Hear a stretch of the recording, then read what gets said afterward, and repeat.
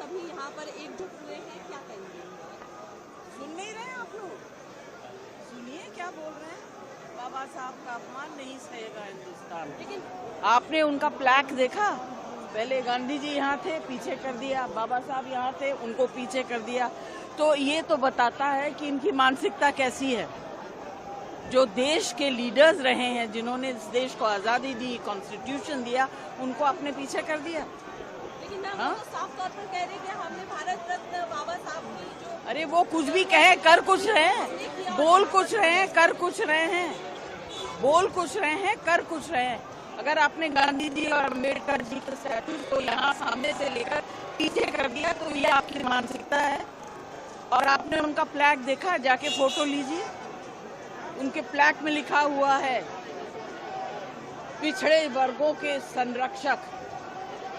ऐसा लिखना चाहिए। देश के संरक्षक है, संविधान के संरक्षक हैं। पिछड़े वर्गों को क्यों? सबके संरक्षक है। मैं समझती हूँ कि भारतीय जनता पार्टी वाले के लोगों को ये समझना चाहिए कि जो सिद्धांत बाबा साहब अम्बेडकर ने दिए और जो संविधान की संरचना बाबा साहब अम्बेडकर जी ने करी, देश उन्हीं सिद्धांतों पे, उन्हीं के विचारों पे आगे बढ़ेगा। और जिस तरह से बाबा साहब का अपमान आज जब हम 75वीं संविधान दिवस बना रहे हैं, इस उपलक्ष्य में हुआ है, तो ये निंदनीय है। हम चाहते हैं कि भारतीय जनता पार्टी वाले इसके लिए माफी मांगे।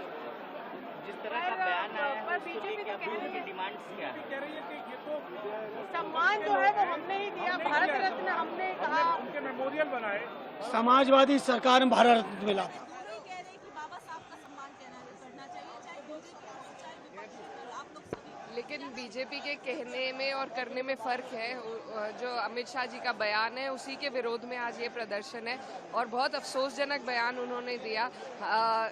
हमारे बाबा साहब ने सिर्फ पिछड़ों और दलितों के लिए नहीं बल्कि सभी के लिए अधिकारों की बात उन्होंने संविधान में की है और इस तरीके से अगर अपमानित किया जाएगा तो हिंदुस्तान बर्दाश्त नहीं करेगा।